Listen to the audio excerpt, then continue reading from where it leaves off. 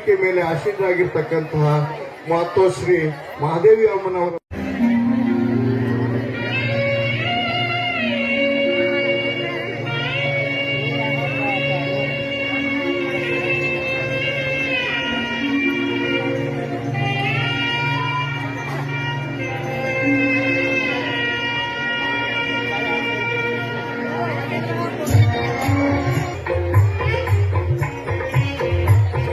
Doctor Shri ಋಷಭಲಿಂಗೇಶ್ವರ ಮಹಾಶಿವಯೋಗಿಗಳು ಸುಕ್ಷೇತ್ರ ಬಂಧನಾಳ.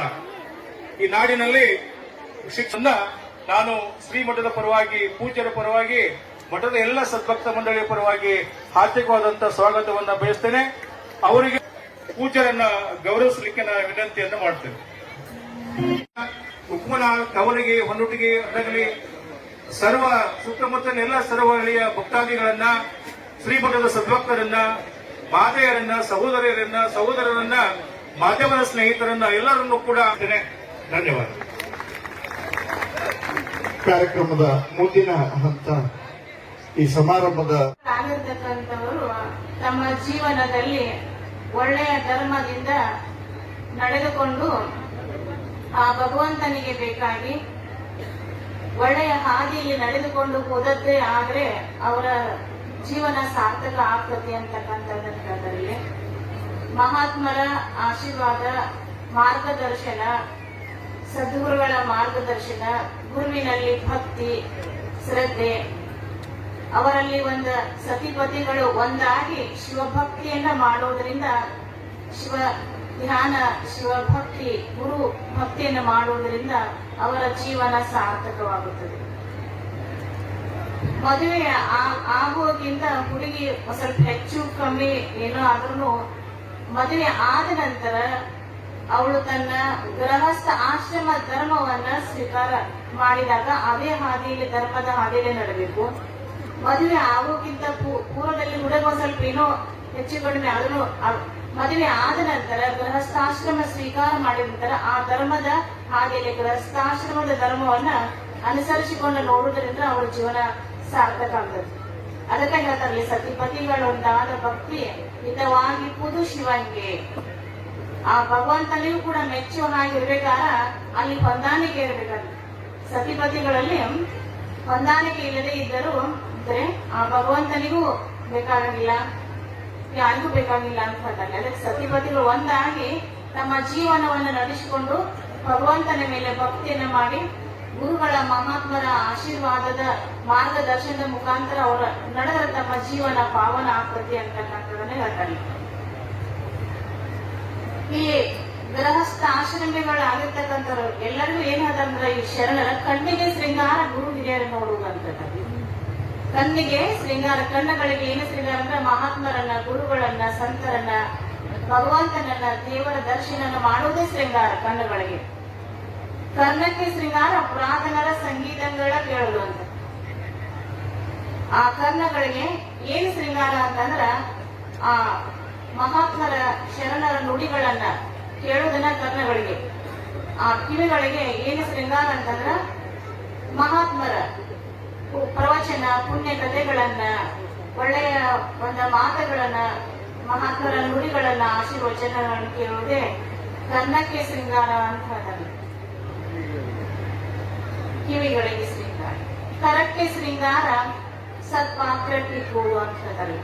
ಕರಗಳಂದ್ರ ಕೈಗಳಿಗೆ ಏನು ಶೃಂಗಾರ ಅಂತಂದ್ರ ಪುಣ್ಯ ಕೆಲಸಗಳನ್ನ, ದಾನ ಧರ್ಮಗಳನ್ನ ಮಾಡುವುದು ಕೈಗಳಿಗೆ ಶೃಂಗಾರ ಅಂತ. ಒಳ್ಳೆಯ ಕೆಲಸಗಳನ್ನ, ಪುಣ್ಯ ಕೆಲಸಗಳನ್ನ, ದಾನ ಧರ್ಮಗಳನ್ನ ಈ ಮಾಡುವುದರಿಂದ ಕೈಗಳಿಗೆ ಶೃಂಗಾರ ಅಂತಕ್ಕಂಥ ಮಾತನ್ನ ಇಲ್ಲಿ ಅಕ್ಕ ಮಹಾದೇವರು ಹೇಳ್ತಾರೆ. ವಚನಕ್ಕೆ ಶೃಂಗಾರ ಸತ್ಯವ ನುಡಿಯುವುದು. ಈ ಮಾತಾಡಿದರೆ ಒಳ್ಳೆ ಮಾತುಗಳು. ಸತ್ಯ, ಎಲ್ಲಿ ಸತ್ಯವಿರುತ್ತದೆ ಅಲ್ಲಿ ಶಿವ ಇರುತ್ತಾನೆ, ಎಲ್ಲಿ ಶಿವನಿದ್ದಾನೆ ಅಲ್ಲಿ ಸುಂದರ. ಸತ್ಯಂ ಶಿವಂ ಸುಂದರಂ ಎನ್ನುವಂತೆ ಸತ್ಯವೇ ಪರಮಾತ್ಮ, ಎಲ್ಲಿ ಸತ್ಯವಿರುತ್ತದೆ ಅಲ್ಲೇ ಭಗವಂತನ ಸನ್ನಿಧಾನ ವಾಸಿರುತ್ತದೆ. ಅದಕ್ಕೆ ಸತ್ಯವ ನುಡಿಯುವುದೇ ವಚನಕ್ಕೆ ಶೃಂಗಾರ. ಒಳ್ಳೆ ಮಾತುಗಳನ್ನು ಮಾತಾಡುವುದು. ಸತ್ಯ ಅಂದ್ರೆ ಒಳ್ಳೆ ಮಾತುಗಳು, ಭಗವಂತನ ನಾಮಸ್ಮರಣೆಯನ್ನು ಬಂದು ಈ ರೀತಿಯಾಗಿ ಸತ್ಯವನ್ನು ಮಾಡೋದಂದ್ರ ವಚನಕ್ಕೆ ಶೃಂಗಾರ ಅಂತ ಹೇಳ್ತಾರೆ. ಜೀವಿಸುವ ಜೀವಕ್ಕೆ ಶೃಂಗಾರ ಘನ ಬೆಳಪ.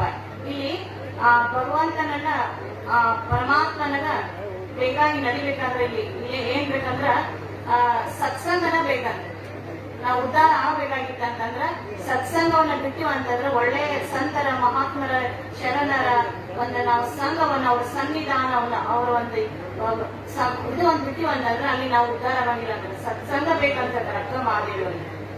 ಜೀವಿಸುವ ಜೀವಕ್ಕೆ ಧನ ಬೇಡಪ್ಪ ಅಂದ್ರೆ ಮಹಾತ್ಮರ ಒಂದು ಇಲ್ಲಿ ಸತ್ಸಂಗನ ಬೇಕು ಅಂತ ಅದೇ ಶೃಂಗಾರ. ಇವಿಲ್ಲದ ಜೀವಿಯ ಬಾಳ್ವೆ ಎದಕ್ಕೆ ಬಾಧೆಯ. ಈಗ ಹೀಗೆ ಇಲ್ಲದೆ ಇರ್ತಕ್ಕಂತ ಜೀವನ ಎದಕ್ಕೂ ಉಪಯೋಗಿಲ್ಲ ಅಂತಾರೆ. ಇದಕ್ಕೆ ಬಾಧೆಯ ಅಂದ್ರ ಈ ಜೀವನನೇ ಅಲ್ಲ ಅಂತಾರ.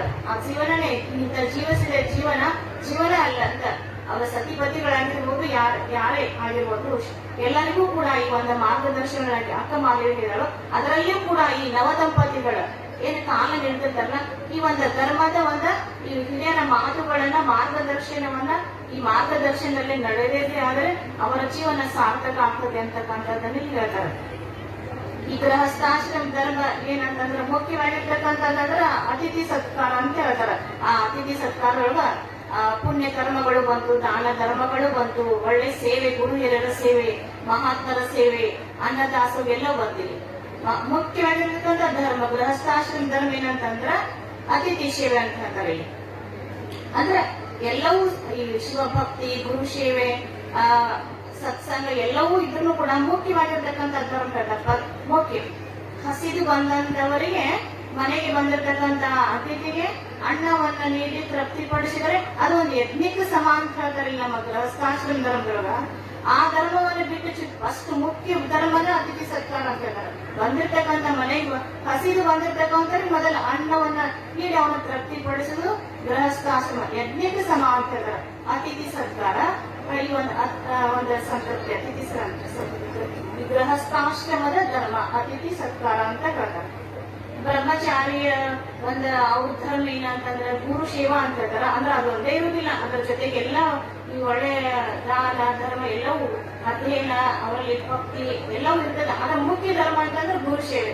ಬ್ರಹ್ಮಚಾರಿಗಳ ಧರ್ಮ ಏನಂದ್ರೆ ಗುರು ಸೇವೆ. ಗೃಹಸ್ಥಾಶ್ರಮ ಧರ್ಮದ ಅತಿಥಿ ಸತ್ಕಾರ. ವಾನಪ್ರಸ್ಥ ಧರ್ಮ ಅಂತ ಏನಂದ್ರೆ ತಪಸ್ಸು ಮತ್ತು ಶಾಂತಿ ಅಂತ ಹೇಳ್ತಾರೆ. ತಪಸ್ಸು ಅಂದ್ರೆ ಒಳ್ಳೆ ಧರ್ಮದಲ್ಲಿ ಎಷ್ಟೇ ಕಷ್ಟಗಳು ಬಂದ್ರು ಆ ಧರ್ಮದಿಂದ ಚ್ಯುತಿ ಆಗದೇ ಇರ್ತಕ್ಕಂಥದ್ದು. ಒಳ್ಳೆ ತಪಸ್ಸು ಅಂದ್ರ ಈ ಇಂದ್ರಿಯಗಳನ್ನೆಲ್ಲ ನಿಗ್ರಹಿಸಿ ಒಳ್ಳೆ ಹಾದಿಗಳು ಎಲ್ಲ ಪಂಚ ಇಂದ್ರಿಯಗಳು ಪಂಚ ಕರ್ಮಗಳೆಲ್ಲ ನಿಗ್ರಹಿಸಿ ಒಳ್ಳೆ ಧರ್ಮದ ಹಾದಿಯಲ್ಲಿ ನಡೆಯದೇ ಒಂದು ತಪಸ್ಸು ಅಂತ ಹೇಳ್ತಾರೆ. ಒಳ್ಳೆಯ ಹಾದಿಯಲ್ಲಿ ನಡೆಯದಾಗ ಬರ್ತಕ್ಕಂಥ ಕಷ್ಟಗಳನ್ನ ಎದುರಿಸಿಯೂ ಕೂಡ ಆ ಒಂದು ಹಾದಿನ ಬಿಡಲಾದೆ ಚ್ಯುತಿ ಮಾಡಲಾದೆ ಒಂದು ಧರ್ಮದ ಹಾದಿಯಲ್ಲಿ ನಡೆದು ಆಗ ಬರ್ತಕ್ಕಂಥ ಕಷ್ಟಗಳನ್ನ ಸಹನ ಮಾಡುವುದನ್ನ ತಪಸ್ಸು ಅಂತ ಹೇಳ್ತಾರೆ. ಇಲ್ಲಿ ಈ ಒಂದು ವಾನಪ್ರಸ್ಥಾಶ್ರಮದ ಧರ್ಮ ಅಂದ್ರೆ ತಪಸ್ ಅಂತ ಹೇಳ್ತಾರೆ. ತಪಸ್ಸು. ಆಮೇಲೆ ಸನ್ಯಾಸಿ ಧರ್ಮ ಏನಂತಂದ್ರೆ ಅಲ್ಲಿ ಶಾಂತಿ ಅಂತ ಹೇಳ್ತಾರೆ. ಜೀವನ್ಮುಕ್ತ ಸ್ಥಿತಿ, ಜ್ಞಾನ ಸ್ಥಿತಿ, ಎಲ್ಲರಿಗೂ ಒಳ್ಳೇದನ್ನೇ ಬಯಸುದು ಶಾಂತಿ, ಜೀವನ್ಮುಕ್ತ ಸ್ಥಿತಿ. ಎಲ್ಲಾ ಧರ್ಮದಲ್ಲೂ ಎಲ್ಲ ಒಂದು ಮುಖ್ಯ ಧರ್ಮ ಇದೆ.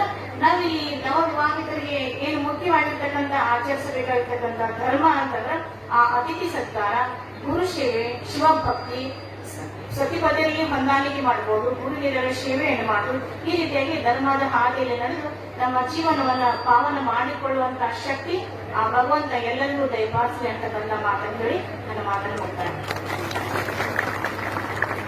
ಪೂಜ್ಯರಿಗೆ ಹಾಗೂ ಸರ್ವ ಸಂಪರ್ಕರಿಗೆ ಅನಂತ ಶರಣಾರ್ಥಿ.